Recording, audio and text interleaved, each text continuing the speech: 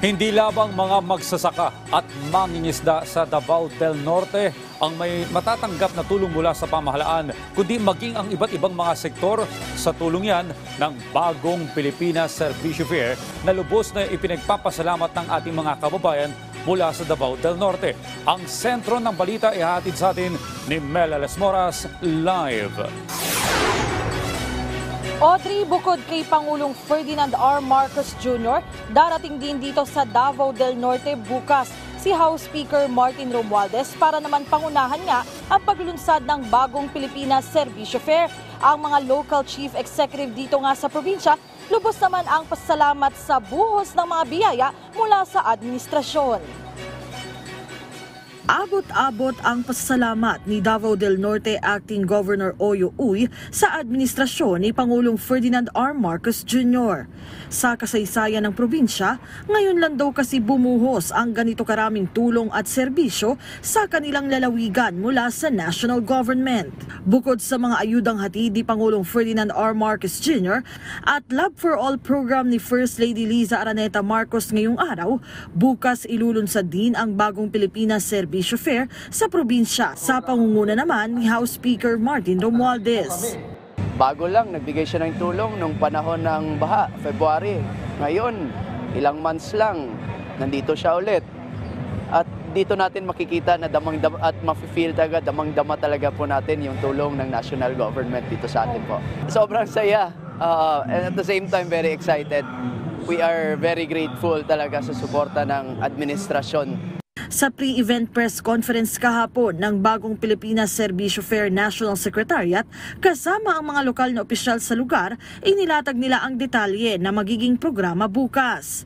Narito ang mga ayuda, serbisyo at programang tampok sa caravan mula sa iba't ibang tulong pang-agrikultura at iba pang government services. Almost 1 billion pesos worth of programs and services ang mahatod dari sa probinsya sa Davao del Norte. And I think that this is the biggest so far also in the province of Davao del Norte. And 500 million of that amount is cash assistance. Ayon kay Tagum City Mayor Ray Uy, napakalaking tulong para sa kanilang mga residente ang buhos ng ayuda ng administrasyon. Kaya't nasasabik na rin sila sa BPSF Caravan bukas. Naging public official na po ako, 1988. And so far, this coming bagong Pilipinas Servicio Fair, ito yung pinakamalaki na service caravan that involves national offices. And because of this, in behalf of the City Government of Tagum, ipaabot namin yung malaking pasalamat kay Presidente Bongbong Marcos, sa First Lady, kay Speaker of the House, Martin Romualdez, sa mga ayuda, mga proyekto na binuhos dito sa Tagum City.